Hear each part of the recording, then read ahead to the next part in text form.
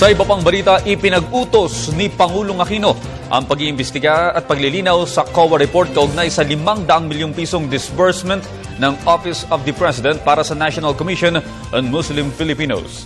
Para sa detalye, balita mo kami Julius D. Samburon. Na naninindigan si Pangulong Aquino na sugpuin ang korupsyon sa ating bansa.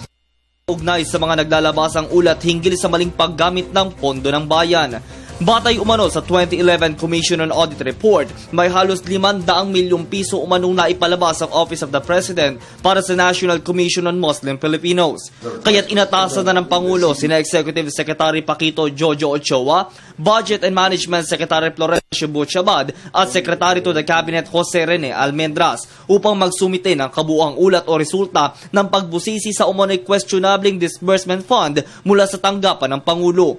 Nang makapanayam ng media ang punong ehekutibo, inihayag nito na lilinawin nila ang inilabas na ulat ng COA sa kinauukulang tanggapan. Bakit din kailangan sa NCMF ito dalhin at kung kanino ito napunta? I want to get as thorough knowledge as possible, and I've directed the concerned individuals, specifically the Executive Secretary, the Secretary of Budget and Management, and the Cabinet Secretary to submit to me a thorough report on this particular issue. Sir, did you give a timetable for them or a deadline for them to come up with your report? Well, I told them I need this as soon as possible, and I want it as thorough and as complete and as correct as possible. Nakasaad din sa ulat na may halos 141 mambabatas ang naglagak ng kanilang pork barrel sa NCMF, kabilang na sina Ponce Enrile at Gregorio Honasan, na kung saan napunta lamang sa higit 10 foundation at NGOs umano na ilan ay konektado kay pork barrel queen Janet Lim Napoles. Even before we get their answer, I want to make sure exactly what went to whom, and why was it coursed through the NCMF.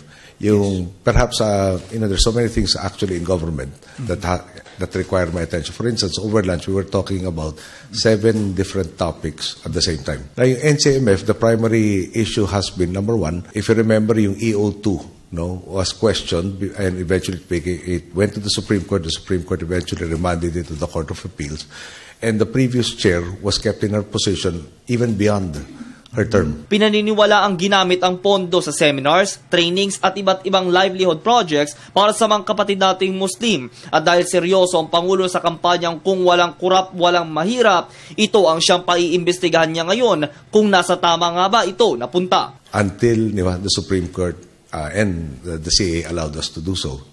Okay, and upheld. Yung parang EO2 was upheld after the term had finished ng chair. Okay. Now, during that incumbency, and practically every year, issues with regards to the Hajj. And that has been the primary focus whenever I think about the NCMF. They have been assisting also in the peace process. To be perfectly candid about it, there are so many functions embodied in their charter which I reviewed today. And I was not clearly aware or immediately aware that they were a conduit or an implementing agency for various PDAC projects. Para sa Telebisyon ng Bayan, ako si Julius D. Samburon.